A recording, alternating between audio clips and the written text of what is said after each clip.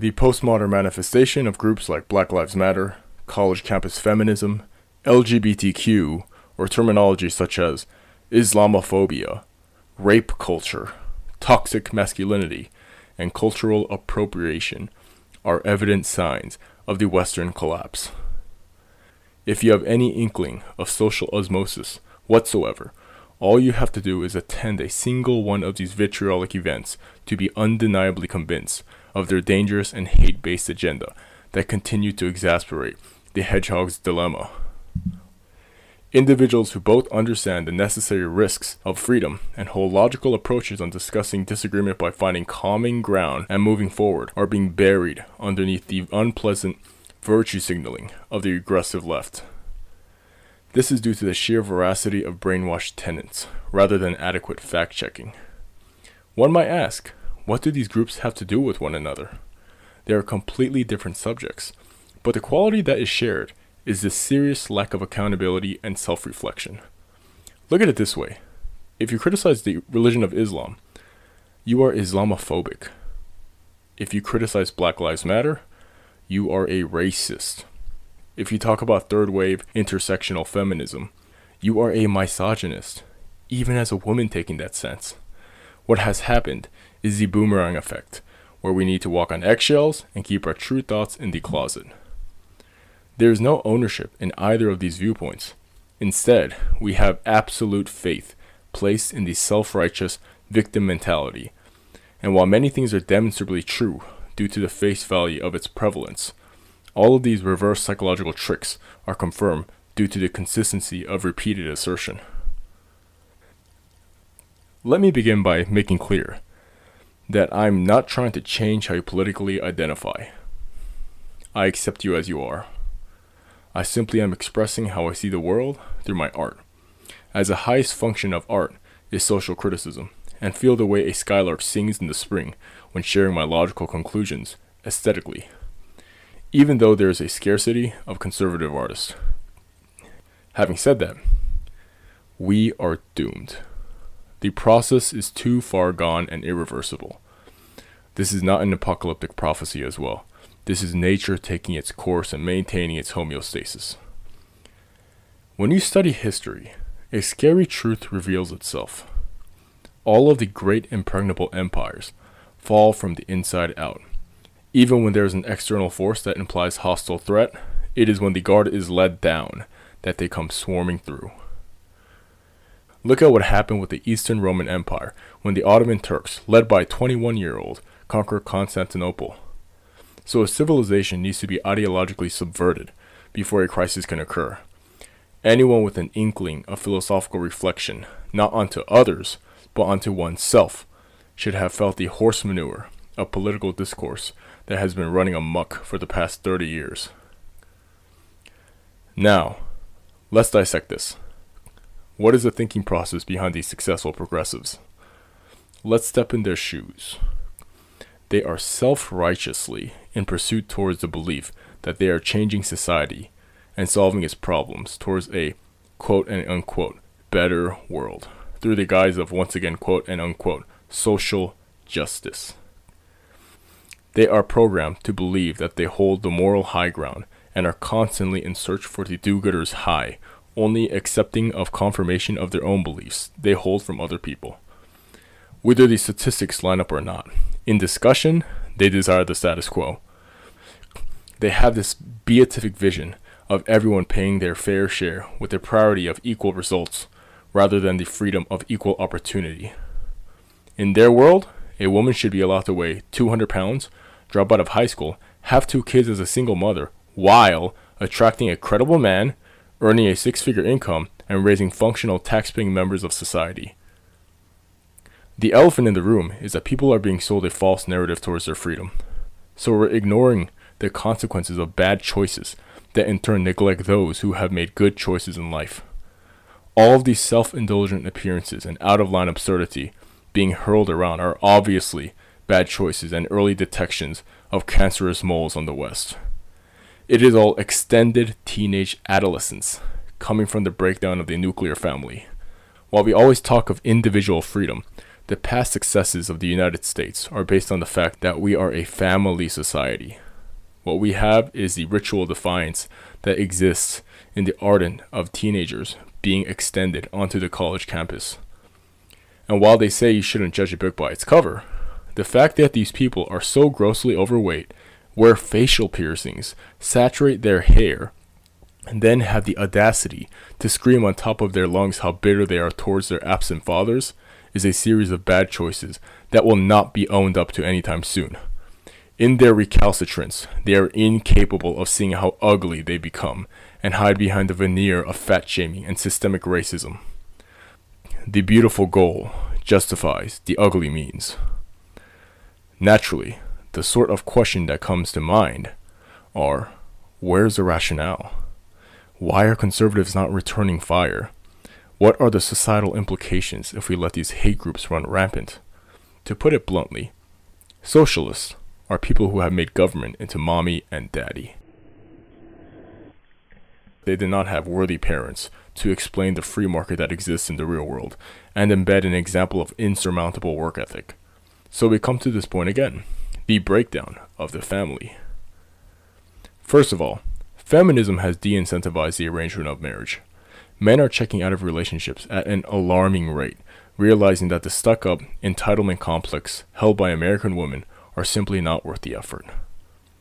All of the dramatic pandering and passive-aggressive defense mechanism does not translate to the problem solver that is the masculine emotional circuitry.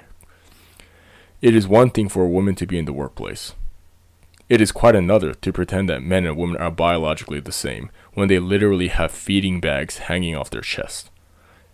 The most important relationship on this planet, between the two genders, is being run down.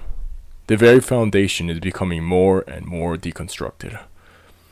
Of course, by nature, men are more aggressive, blunt, and analytical.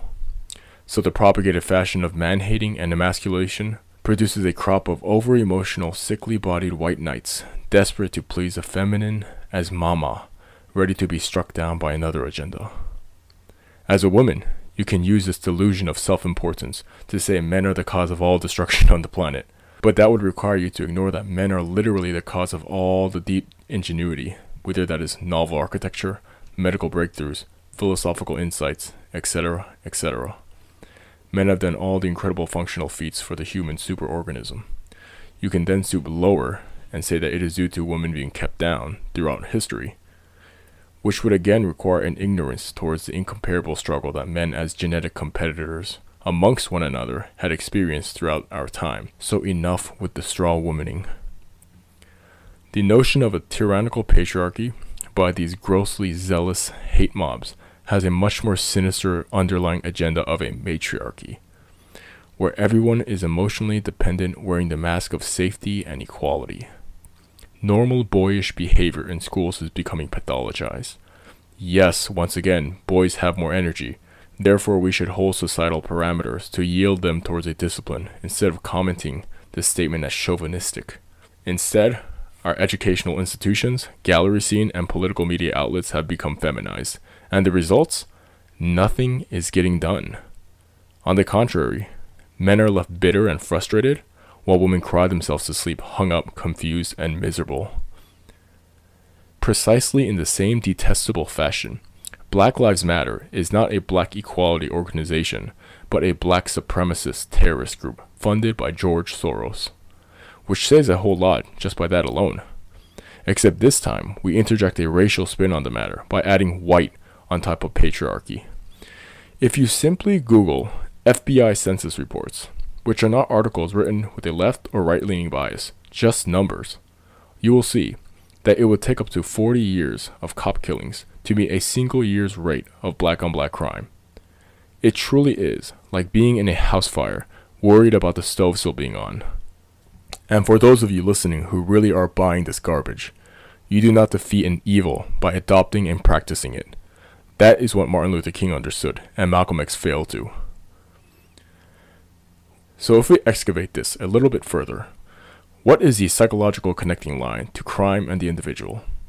In other words, what can we find that runs parallel with these men being thrown into the penitentiary system that extends to their personal life? the root, for the third time now, the breakdown of the family, rather than white racism. And this is prevalent in the black community due to the codependence on welfare rather than the legacy of slavery. The Democratic vote necessarily needs a scattered attention span and inability to reach logical conclusions to maintain their numbers. This is textbook divide and conquer, where the human family is driving in a car running 100 miles per hour towards a brick wall, arguing about the seating arrangement. Now, before we meet our demise, I want to conclude with pragmatic advice on understanding life at a day-to-day level. So there are 3 reasons as to why people are advantaged or disadvantaged from one another: genetics, culture, and discrimination. Our culture is obsessed with the third reason of discrimination and are readily waiting to throw out 200,000 years of evolution and resilient Americanism out the window. You need to understand that the United States has been a very short-lived experiment. The idea of a democratic civilization with historical longevity on paper seems possible if people have the right values instilled within them. Only if people have the right values instilled within them. Understand, the greatest weapon against an overly virtuous phony altruism is common sense. You see, brainwashing is a process of fragmenting, hence eliminating one's common sense. So the conclusion of feminism is that when men are put up against women, men win. When Black Lives Matter get their way, the black community falls apart, and the police are downright disrespected. When we invite an abhorrent number of Muslims to the West, we threaten the very Western values upheld. With these 3 sources of differentiation, now consider these 3 trials of validity. Anytime a regressive raises these precepts against you to display their sense of moral indignation, consider the logic of their argument by asking, compared to what? At what cost? And what hard evidence do you have? The most valuable thing we can do as a society is to look at both our economy and international affairs realistically. Human beings are deeply flawed since their inception, and by now we should understand that there are no permanent solutions but only trade-offs. Rousseau's liberal idea that man is born free but everywhere else is in chains makes it impossible to generate an optimal system of trade, especially while fixation on helping the disadvantaged continues to be exasperated. They are not altering the very trade system they continue to functionally fail under. Because again, equality only exists in equal circumstances. And here we are still pretending that culture is not a circumstance. If we do survive, this will be the greatest source of regeneration. We will see this moment of history in retrospect to see that this quote and unquote patriarchy worked until self-sabotage through the virtuous illusions being pushed today. This Western patriarchy brings forth structural integrity and produces generations of men not only invested in the development of our culture, but brings forth better results than their lesbianic kamikaze mission-held counterparts. But hey, it was fun while it lasted.